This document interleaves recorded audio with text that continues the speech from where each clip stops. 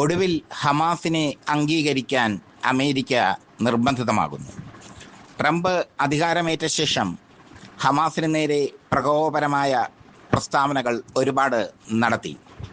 ഹമാസിനെ ഭീകരവാദികൾ എന്നാണ് അമേരിക്കയും ഇസ്രായേലും വിളിക്കുന്നത്. എന്നാൽ ഹമാസ് ഭീകരവാദികളല്ല, രാഷ്ട്രീയ പ്രസ്ഥാനമാണെന്ന നിലപാടിൽ സൗദി അറേബ്യയും ഫ്രാൻസും എത്തിയത് അമേരിക്കയെ വെട്ടിലാക്കിയിരിക്കുന്നു. ഹമാസ് രാഷ്ട്രീയ പ്രസ്ഥാനമാണെന്നും അവർ ഭീകരവാദികളല്ലെന്നും സൗദി രാജകുമാരൻ പറഞ്ഞിരിക്കുന്നു. കഴിഞ്ഞ ദിവസം 2 ഇസ്രായേലി എംബസി ഉദ്യോഗസ്ഥരെ പലസ്തീൻ അനുഭാവി വെടിവെച്ച് കൊന്നത് അമേരിക്കയെ ഞെട്ടിച്ചു. ഫ്രീ പലസ്തീൻ എന്ന മുദ്രാവാക്യം മുഴക്കിയാണ് അയാൾ 2 ഇസ്രായേലി എംബസി ഉദ്യോഗസ്ഥരെ വെടിവെച്ച് കൊന്നത്. ഗ്രീക്കിലെ ഇസ്രായേൽ എംബസികളിൽ പ്രക്ഷോഭം നടത്തി ജനങ്ങൾ. യുദ്ധം എത്രയും പെട്ടെന്ന് അവസാനിപ്പിച്ച് ബന്ദിമോചനം പൂർത്തിയാക്കുക എന്ന മുദ്രാവാക്യം മുഴക്കിയാണ് ഗ്രീക്കിൽ പ്രക്ഷോഭം നടന്നത്. ഈ സാഹചര്യത്തിലാണ് സൗദി അറേബ്യയും ഫ്രാൻസും നിർണായകമായ തീരുമാനം എടുത്തിരിക്കുന്നത്. ഹമാസിൻ്റെ ഭീകരവാദ പട്ടം അവസാനിപ്പിക്കുകയാണ് ഇരു രാജ്യങ്ങളും. പലസ്തീൻ്റെ ഭരണത്തിൽ ഹമാസിനെയും ഉൾപ്പെടുത്തണമെന്ന് ഇരു രാജ്യങ്ങളും ആവശ്യപ്പെട്ടിരിക്കുന്നു. ഹമാസ് ഭീകര സംഘടനയല്ല, മറിച്ച് രാഷ്ട്രീയ പ്രസ്ഥാനമാണെന്നും അവർ പറയുന്നു. പലസ്തീനെ സ്വതന്ത്ര രാഷ്ട്രമായി അംഗീകരിച്ചിരിക്കുന്നു സൗദി അറേബ്യയും ഫ്രാൻസും.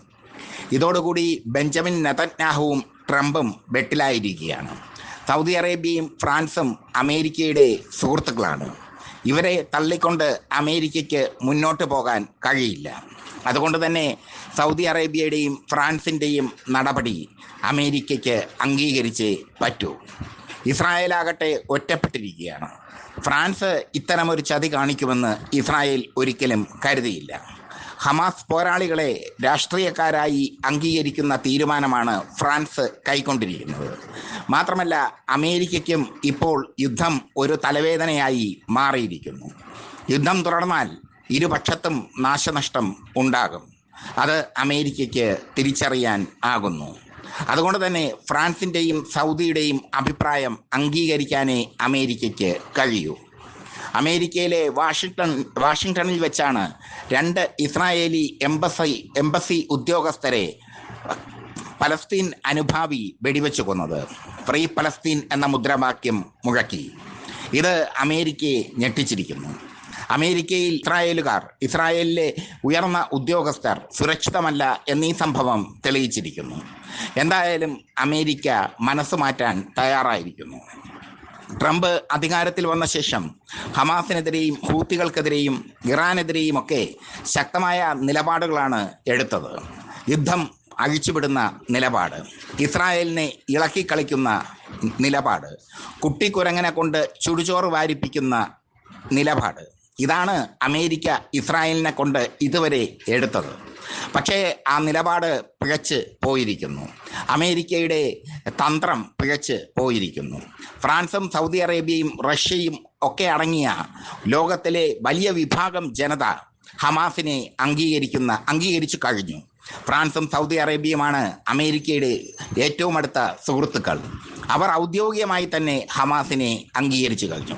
ഇതോടെ ഹമാസ് പോരാളികൾക്ക് രാഷ്ട്രീയ മാനം കൈവരുന്നു. അവർ സ്വാതന്ത്ര്യത്തിന് വേണ്ടി പോരാടുന്ന പോരാളികളാണെന്ന് സൗദി അറേബ്യ അസന്നിഗ്ധമായി പ്രഖ്യാപിച്ചതോടെ അമേരിക്ക തികച്ചും വെട്ടിലായിരിക്കുകയാണ്. ഇനി യുദ്ധം തുടർന്നാൽ അമേരിക്കയും ഇസ്രായേലും ഒറ്റപ്പെടും. ഇപ്പോൾ ഏറ്റവും കൂടുതൽ അടികിട്ടിയിരിക്കുന്നത് യുദ്ധപരിയനായ ഇസ്രായേലി പ്രസിഡന്റ് ബെഞ്ചമിൻ നെതന്യാഹുവിനാണ്. ബെഞ്ചമിൻ നെതന്യാഹുവിന് വലിയ അടിയാണ് കിട്ടിയത്. അമേരിക്കയ്ക്ക് അംഗീകരിക്കേണ്ടി വരുന്നു ഹമാസിനെ. ഫ്രീ പലസ്തീൻ എന്ന ആശയം അംഗീകരിക്കാൻ, എന്ന പലസ്തീൻകാരുടെ സ്വപ്നം അംഗീകരിക്കാൻ അമേരിക്ക തയ്യാറാകുന്നു. ഇത് അമേരിക്കയെ സംബന്ധിച്ചിടത്തോളം നിർണായകവുമാണ്. യുദ്ധം തുടർന്നാൽ ഒരിടത്തും എത്തില്ല. ഹമാസിനെ ഉന്മൂലനം ചെയ്യാൻ ഇതുവരെയ്ക്കും ഇസ്രായേലിന് കഴിഞ്ഞിട്ടില്ല.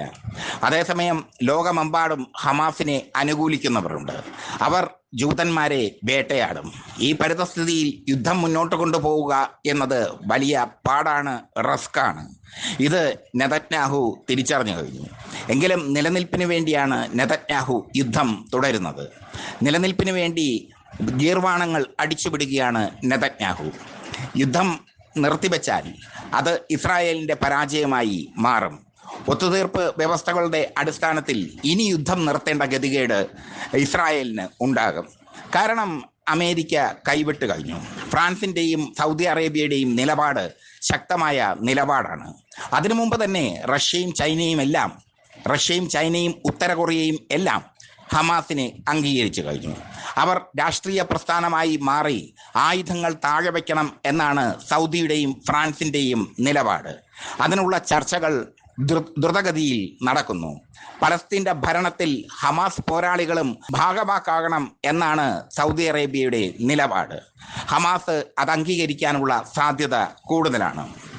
ആയുധം വെച്ച് ഹമാസ് രാഷ്ട്രീയ പ്രസ്ഥാനമായി വളർന്നു കഴിഞ്ഞാൽ അതവർക്ക് വലിയ നേട്ടമായി മാറും.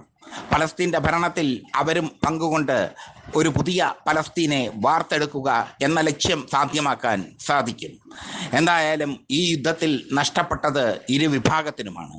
ഇസ്രായേലിനും കനത്ത നാശനഷ്ടമുണ്ടായി, ഹമാസിനും കനത്ത നാശനഷ്ടമുണ്ടായി. ഇസ്രായേൽ സർവ്വശക്തിയും പ്രയോഗിച്ചിട്ടും ഹമാസിനെ തൊടാൻ പോലും, ഹമാസിനെ ഒന്ന് സമ്മർദ്ദത്തിലാക്കാൻ പോലും സാധിച്ചില്ല. ഇസ്രായേലിനെ സംബന്ധിച്ചിടത്തോളം ഈ യുദ്ധം വലിയൊരു പരാജയം തന്നെയാണ്. ഹമാസിനെ സംബന്ധിച്ചിടത്തോളം ഈ യുദ്ധം വലിയൊരു അതിജീവനമാണ്. മറുവശത്ത് ഇസ്രായേലും ഇറാനും തമ്മിലുള്ള സംഘർഷം മൂർച്ഛിക്കുകയാണ്. ഇറാൻ്റെ ആണവ നിലയങ്ങൾ ആക്രമിക്കുമെന്ന ഇസ്രായേലിൻ്റെ മുന്നറിയിപ്പ് ഇറാനെ പ്രകോപിപ്പിച്ചിരിക്കുന്നു. അവർ റഷ്യയിൽ നിന്നും ഡ്രോണുകൾ വരുത്തിയിരിക്കുന്നു. മാത്രമല്ല, ഇസ്രായേൽ ഇറാനെ ആക്രമിച്ചാൽ അതിൻ്റെ ഭവിഷ്യത്ത് അമേരിക്ക കൂടി അനുഭവിക്കേണ്ടി വരുമെന്ന് പറഞ്ഞിരിക്കുന്നത് ഖൊമൈനിയാണ്. ഇസ്രായേൽ ഇറാനെ ആക്രമിക്കുന്ന പക്ഷം ഇസ്രായേലിനെ തകർക്കുമെന്നാണ് ഇറാൻ്റെ നിലപാട്. പശ്ചിമേഷ്യ വീണ്ടും സംഘർഷത്തിലേക്ക് പോകുമ്പോൾ ഹമാസും ഇസ്രായേലും തമ്മിലുള്ള യുദ്ധം നിർത്താൻ ഫ്രാൻസും സൗദി അറേബ്യയും എടുത്തിരിക്കുന്ന തീരുമാനം കയ്യടി നേടുന്നു. ഹമാസിനെ ഇപ്പോഴും ഭീകരവാദികളായിട്ടാണ് അമേരിക്ക വിശേഷിപ്പിക്കുന്നത്. ഇനി അങ്ങനെ വിശേഷിപ്പിക്കാൻ കഴിയില്ല. കാരണം അമേരിക്കയുടെ ഉറ്റതോഴരായ ഫ്രാൻസും സൗദി അറേബ്യയും എടുത്തിരിക്കുന്ന നിലപാട് അമേരിക്കൻ നിലപാടുകൾക്ക് എതിരാണ്. പണ്ട് അമേരിക്ക ലോക പോലീസായിരുന്നു. ലോക പോലീസ് പറയുന്നത് മറ്റു രാജ്യങ്ങൾ അനുസരിക്കും. ഇതായിരുന്നു അമേരിക്കയുടെ രീതി. എന്നാൽ ഇപ്പോൾ ലോക പോലീസ് പട്ടമൊക്കെ അമേരിക്കയ്ക്ക് പോയിരിക്കുന്നു. റഷ്യ ഉക്രൈൻ യുദ്ധത്തിൽ ഉക്രൈനെ സഹായിക്കാൻ ചെന്ന് അടിവാങ്ങിയിരിക്കുന്നു അമേരിക്ക. അവിടെ റഷ്യ ഉക്രൈൻ്റെ ക്രിമിയ അടക്കമുള്ള നഗരങ്ങൾ പിടിച്ചെടുത്തു കഴിഞ്ഞു. അമേരിക്കയും നാറ്റോ രാജ്യങ്ങളും ജർമ്മനി അടക്കമുള്ള വൻ ശക്തികളായ നാറ്റോ രാജ്യങ്ങളും, അമേരിക്ക, ബ്രിട്ടൻ, ജർമ്മനി അടക്കമുള്ള വൻ ശക്തികളായ നാറ്റോ രാജ്യങ്ങൾ ഉക്രൈന് സൈനികമായും ആയുധപരമായും പിന്തുണ കൊടുത്തിട്ടും റഷ്യ ഒറ്റയ്ക്ക് ഉക്രൈനെ കീഴടക്കിയത് അമേരിക്കയ്ക്ക് വലിയ ക്ഷീണമായി മാറി. എന്തായാലും ഹമാസിനെ അംഗീകരിക്കാൻ അമേരിക്ക നിർബന്ധിതരാകുന്നു. ഹമാസ് പോരാളികൾ ഭീകരവാദികളല്ല എന്ന് ലോകത്തോട് വിളിച്ചു പറഞ്ഞിരിക്കുന്നു അമേരിക്കയുടെ ഇടം കൈയും വലം കൈയുമായ സൗദി അറേബ്യയും ഫ്രാൻസും.